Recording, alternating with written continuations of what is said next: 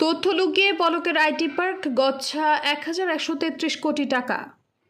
গল্পটা ডিজিটাল বাংলাদেশের। এই গল্পের অন্যতম রূপকার সাবেক আইসিটি প্রতিমন্ত্রী জোনায়েদ আহমেদ পলক।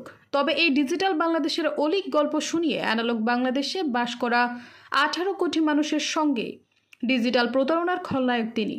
অনিয়ম, দুর্নীতি, কমিশন, বাণিজ্য, বিভিন্ন উন্নয়ন প্রকল্পে লুটপাটের মাধ্যমে তিনি হাতিয়ে নিয়েছেন হাজার কোটি টাকা। এক সময়ের ধারদেনা করে চলা পলকের সম্পদ এখন শুধু দেশেই নয়, সিঙ্গাপুর, মালয়েশিয়া, যুক্তরাষ্ট্র, কানাডা ও দুবাইয়েও তার বিপুল সম্পদ এবং কয়েক হাজার কোটি টাকা পাচারের তথ্য পেয়েছে দুর্নীতি দমন কমিশন। পলকের প্রতারণার রহস্য ভেদ করতে একযোগে মাঠে নেমেছে সরকারের একাধিক গোয়েন্দা সংস্থা, বাংলাদেশ ফিনান্সিয়াল ইন্টেলিজেন্স ইউনিট, জাতীয় রাজস্ব বোর্ড, কেন্দ্রীয় গোয়েন্দা সংস্থা, পুলিশের সিআইডি।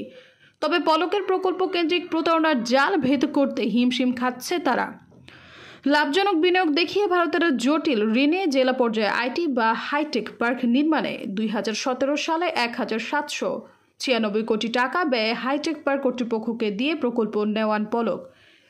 শুরুতে প্রকল্পে পণ্য আমদানিতে ভ্যাটের হিসাব না ধরে ইচ্ছা করলেই প্রকল্প ব্যয় কম দেখিয়ে ধোঁকাবাজি করে অনুমোদন নেন পলক। তবে ৩ বছরের প্রকল্পটি ৭ বছরেও শেষ হয়নি। এখন ৩ বছরের প্রকল্প গড়াচ্ছে ১০ বছরে। শুধু ভ্যাট বাবদই গচ্ছা দিতে হচ্ছে ১,১৩৩ কোটি টাকা। অন্তর্বর্তী সরকার এই প্রকল্পে বাকি অর্থ বিনিয়োগ নিয়েও শঙ্কায় রয়েছেন। তাই যেসব কাজের এখনও টেন্ডার হয়নি বা টেন্ডার হলেও কাজ প্রাথমিক পর্যায়ে আছে সেগুলো বাদ দিয়েছে। যেগুলোর ৩০ থেকে ৪০% বেশি কাজ হয়ে গেছে সেগুলোই শেষ করার নির্দেশনা দিয়েছে। ইআরডির কর্মকর্তারা জানিয়েছেন, হাসিনা সরকারের পতনের পর অপ্রয়োজনীয় পলকের এলাকার সিনেপ্লেক্স সহ ৫টি সিনেপ্লেক্স, 5টি নলেজ পার্ক ও 3টি ডরমিটরি ভবন নির্মাণ বাদ দেওয়া হচ্ছে। কাজ শুরু না হলে বাকিগুলো বাদ যেত বলে মনে করেছেন তারা। সৈয়দা ফারিয়া, সমযোগ।